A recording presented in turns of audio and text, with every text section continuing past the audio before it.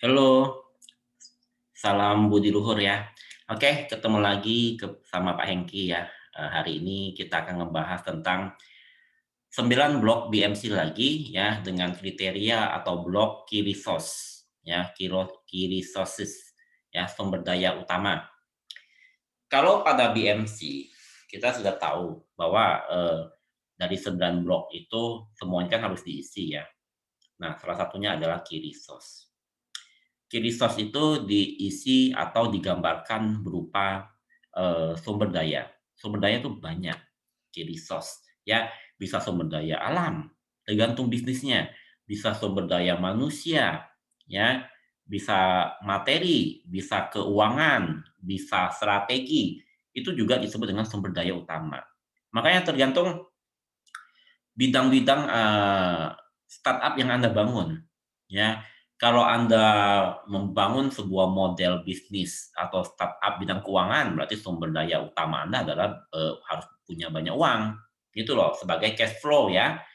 Kalau Anda bidang, e-commerce, ya, berarti Anda, sumber daya utamanya banyak, ada supplier yang pasti ya, ada supplier, ada, aplikasinya, ya, e-commerce-nya yang tangguh, ya, yang tidak gampang, jebol, tampilannya menarik, ya. Selain itu juga Anda harus, kalau di e-commerce ya banyak, ya, bagaimana juga Anda, eee, mempunyai, sumber daya yang kuat. Contohnya apa?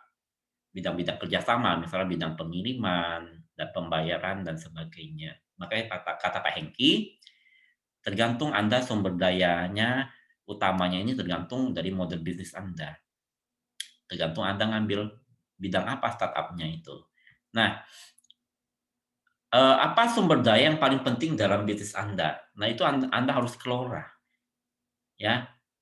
Jadi Anda harus pikirkan dulu, kenapa setiap perusahaan walaupun bidangnya sama, pasti memiliki sumber daya yang berbeda-beda.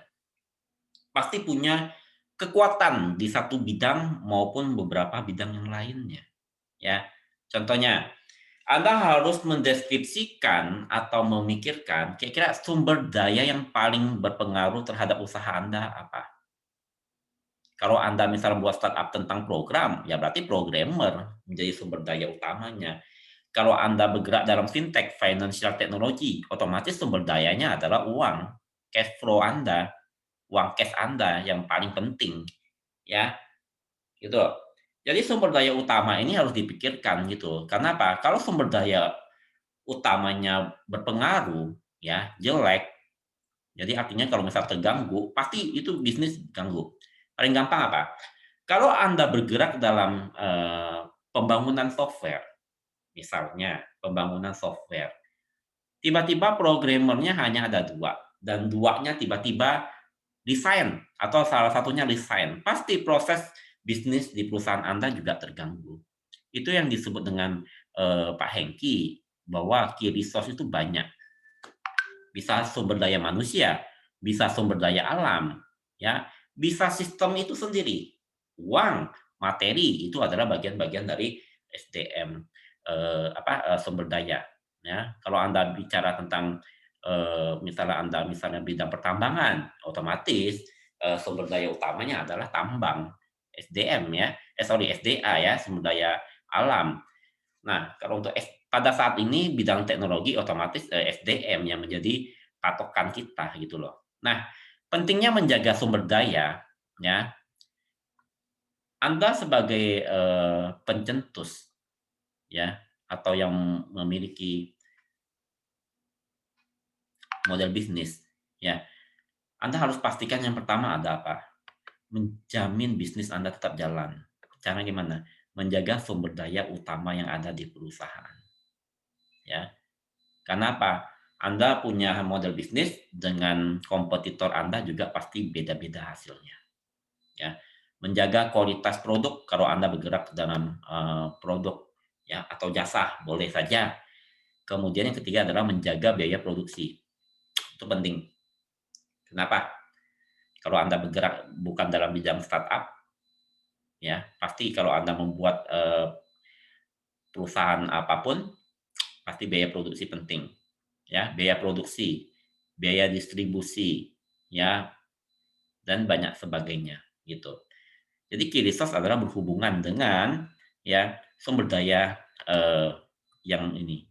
Mengelola sumber daya itu, ya, harus diperhatikan, ya, apapun bisnis Anda, pasti Anda ada namanya supplier. Anda fintech, otomatis supplier Anda adalah investor, ya. Anda e-commerce, otomatis adalah supplier adalah, orang-orang yang menjual, ya, barang di toko kita sebagai mitra, ya, itu contohnya. Nah, mengelola sumber daya yang baik adalah Anda harus, supaya mendapatkan harga yang pas juga sumber daya ini contohnya adalah SDM manusia, pasti Anda harus, memberikan kontrak, ya, mendapatkan harga dan perjanjian, pembayaran yang baik. Kenapa? Karena sumber daya itu pada saat ini kalau kita bicara startup adalah kita bicara tentang sumber daya manusianya, ya. Bagaimana orang loyal di perusahaan kita, bagaimana orang akan tetap bertahan dan kerjasama dengan kita, ya, ada perjanjian tertulisnya, ya. Buat kontrak untuk menjaga kualitas dan ketersediaan, sumber, ya. Ini hanya bahan baku, tapi tidak bahan baku, Pak Hengki bilang. Bisa strategi menjaga sumber manusianya, bahan bakunya, kalau bergerak di bidang makanan, ya, atau e-commerce, pasti kita akan cek supaya e-commerce kita selalu update, gitu, ya. Nah, dari sini kita belajar bahwa mengelola sumber daya itu nggak gampang. Kenapa? Karena ini adalah, yang kita jaga di dalam sebuah perusahaan, ya. Contohnya Anda membuat bisnis model apa, e-commerce, sumber dayanya harus Anda cari supplier yang murah, ya. Anda kerjasama dengan shipper, ya, misalnya, pengiriman, ya, carrier dan sebagainya, supaya mendapatkan harga yang terbaik, supaya apa? Bisa kompetisi dengan yang lainnya.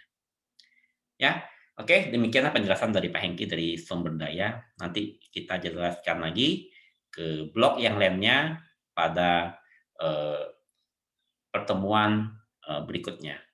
Oke, terima kasih.